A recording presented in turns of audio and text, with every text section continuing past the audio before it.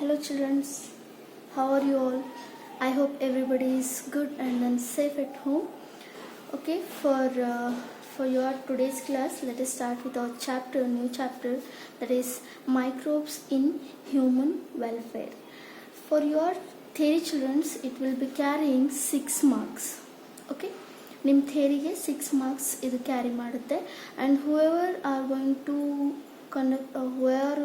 to give a neat examination, you may expect 2 to 3 questions from this chapter for your neat point of view. Okay, last 2020, that is NEET 2020, has arrived 2 questions from this chapter children. So it is very easy and then very easily understandable chapter for you, and then not that much of difficulty is there in this chapter. Okay, that's what. Okay, let us start with this. Firstly, I would like to tell you about what actually the microbes means, what actually the depth of this chapter. Microbes in human welfare, in the sense, what are the microbes which are very very helpful for the welfare of the human beings. Okay, now before going to that, I would like to give you some introduction about the microbes, what actually the microbes are. Microbes are the small organisms which are not at all visible to the naked eyes. Okay, now what is the definition children? Definition of the microbe is, microbes, they are the small organisms which are not visible to naked eyes. Okay, which are not visible to naked eyes. The organism which are not visible to naked eyes, those are called what? Microbes, or else microorganisms. The organisms which are visible to naked eyes, they are the macroorganisms. Okay, now rather than that microbes, many of the plants and then animals also there which are very very minute, but for your syllabus here we are only talking about the microorganisms. Like for example, I can give you what are those microorganisms. Example is bacteria, fungi, protozoa, virus, viroids and prions. But for your syllabus, this area is mainly focused. Okay, bacteria and then fungi is mainly focused for your syllabus.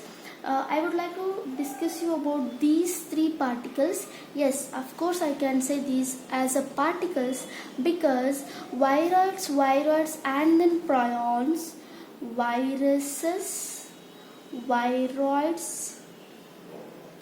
and then prions are non-living. They just act like a non-living dust particle when they are present outside the host children's. ಅಂದರೆ ಯಾವುದಾದ್ರೂ body ಹೊರಗಡೆ ಇದ್ದಾಗ virus ಆಗಿರ್ಬೋದು, viroid ಆಗಿರ್ಬೋದು, ಪ್ರಯಾನ್ ಆಗಿರ್ಬೋದು, ಏನು non living ಥರ act ಮಾಡುತ್ತೆ. And then they will be act like a living thing when they are inside the host. I hope everybody is getting about this. ಬಾಡಿದು ಹೊರಗಡೆ ಇದ್ದಾಗ host, it may be a macro organism, it may be a micro organism. ಕೆಲವೊಂದು some viruses are there which attack bacteria, means bacteria becomes host. Nowadays many of us are suffering from COVID-19, isn't it? COVID-19 is nothing but a virus. That virus is infecting us, means here host is our body. Okay, now like that, inside the body, if the virus is there, it just act like a living. If it is outside the body, then it is act like a non-living thing. That's what virus, viroids and prions, I can say they are the particles. They are the particles, not an organism. Okay, but bacteria and then fungi and then protozoa are not like that. They, if at all it is inside or else outside, they will be living only. ಇವು ಮೂರು ಏನಾಗ್ತವೆ, body ಹೊರಗಡೆ ಇದ್ರೂ living, body ಒಳಗಡೆ ಇದ್ರೂ ಲಿವಿಂಗೆ. I hope everybody is understanding this. And then if I say what will be the size of the microbes, size of the microbe will be usually 0.1 mm or less than that, 0.1 millimeter or else less than that, and that much of small organisms are included under the microbes. So because of this reason, they cannot be seen with the naked eyes. To see those all organisms, you people are need microscopes or else electron microscope also I can say, microscope or else electron microscope, by which you can easily see the bacterial structure and then everything. Without these, means microscope and then electron microscope, you cannot see the microbes like bacteria, fungi, protozoa, virus and then viroids. Okay, now where actually these microbes are present? These microbes are present everywhere on the earth, children's, everywhere. That's what these are called ubiquitous. These microbes are called ubiquitous because they are present everywhere. They are present where? Everywhere on the earth, everywhere in the universe they are present. Like they are present in the soil, water, air, inside the human body, and etc. You cannot imagine that these microbes are present where no life forms are going to be present. Those are called what, children's? Geysers. Those are called geysers or else thermal winds, I can say you. Okay, where the temperature will be mostly high. 100 degrees Celsius to 105 degrees Celsius temperature will be there. Geysers ಅಂತ ಅಂದರೆ ಇಲ್ಲಿ temperature 100ರಿಂದ ಹಿಡಿದು 105 degree Celsius ಇರುತ್ತೆ. ಇಂಥ high ಟೆಂಪ್ರೇಚರಲ್ಲೂ ಸಹಿತ ಏನಾಗ್ತವೆ ಅಂತಂದರೆ microbes present ಇರ್ತವೆ. Okay, I would like to tell you what actually geysers are. See, when we are talking about the geysers, this is the sea coastal area. When these are the water of the sea, at the bottom of the sea what will be there?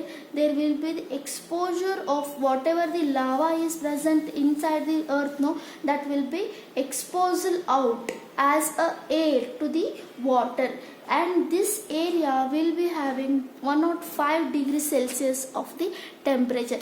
At this area no life form cannot be imagined. ಈ ಏರಿಯಾಲಿ ಯಾವುದೇ ಥರದ life ಫಾರ್ಮ್ನ ನಾವು imagine ಸಹಿತ ಮಾಡ್ಕೊಳ್ಳಿಕ್ಕೆ ಆಗಂಗಿಲ್ಲ. But at this area also what happens? Many of the microbes are present. Example I can give you Archaebacteria.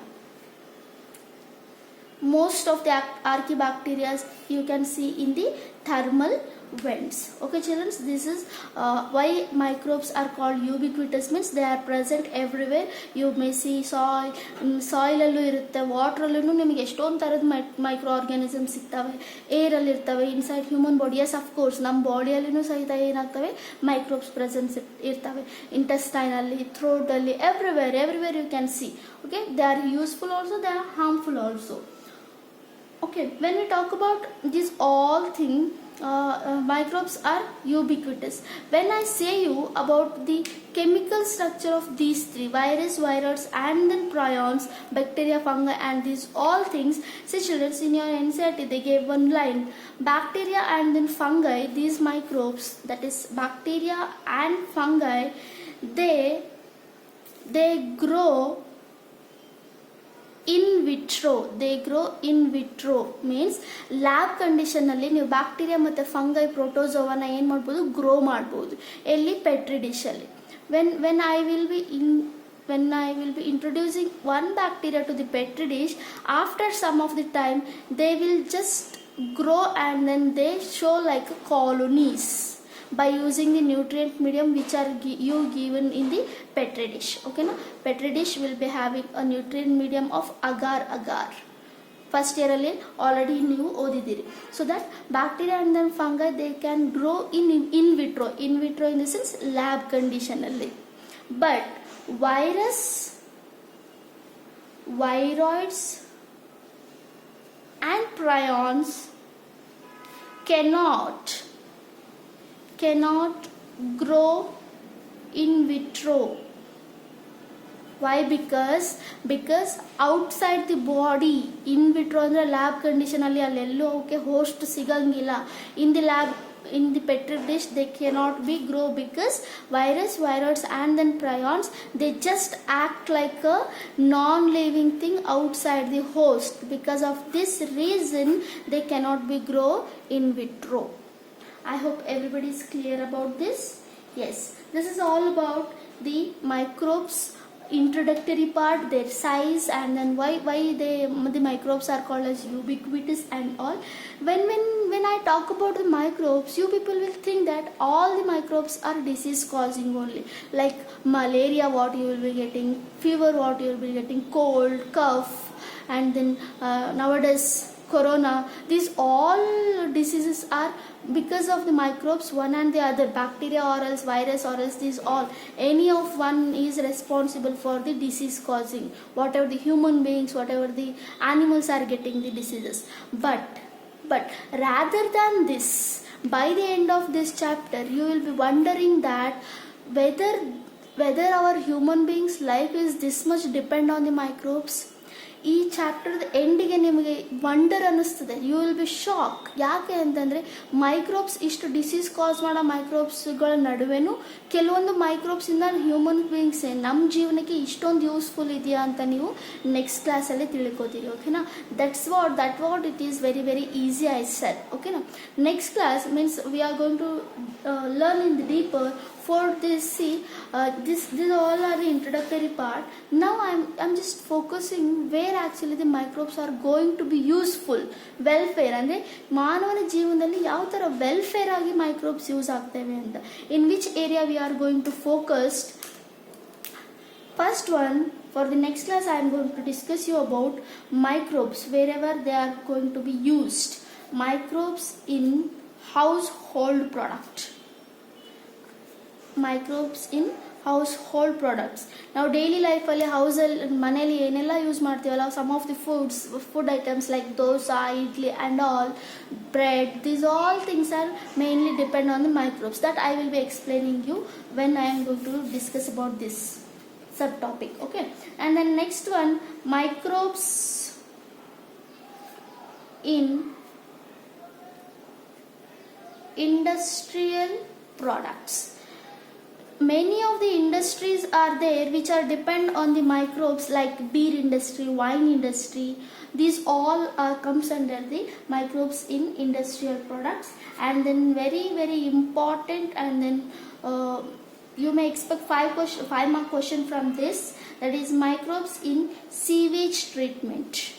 Microbes in sewage treatment means whatever the contaminated water will be there, no contaminated water will be cleaned up and then it is again reused. That area is called what?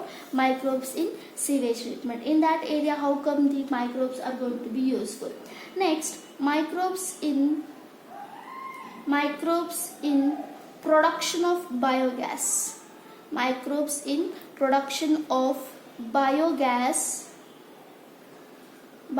in the sense, by using of cow dung we are going to produce a gas which is mostly used in the villages. About that we are going to learn. And then fifth one, microbes as a biocontrol agent. Microbes as biocontrol agent. And then lastly, microbes as biofertilizers. Okay, in this chapter you are going to mainly focus on these subtopics. These subtopics includes many of the knowledge about the microbes and how come they are going to very very helpful for the human beings and all. Okay, see, by the end of this session I would like to tell you the microbes are not only always harmful, they are useful, they are welfare for the humankind also. Where actually the microbes are present, if I say, means what will be, I would like to tell you children, microbes are present everywhere on the earth. Okay, everywhere on the earth, that's what it is called. What, children's? Ubiquitous. When I say you, what actually the microbes definition is, they are the small organisms which cannot be visible to the naked eyes. Naked eyes ಅಂತಂದರೆ ಬರಿಗಣ್ಣಿಗೆ ಕಾಣಿಸ್ದೇ ಇರ್ತಕ್ಕಂಥ ಆರ್ಗ್ಯಾನಿಸಮ್ಸ್ನ ನಾವೇನಂತ ಕರಿತೀವಿ? Microbes ಅಂತ ಕರಿತೀವಿ. Example ಯಾವ್ಯಾವ್ದು ಕೊಡ್ಬೋದು? Bacteria ಕೊಡ್ಬೋದು, ಫಂಗೈ ಕೊಡ್ಬೋದು, ಪ್ರೋಟೋಜೋವಾ ಕೊಡ್ಬೋದು, and then virus, viroids, and then prions ಕೊಡಬಹುದು.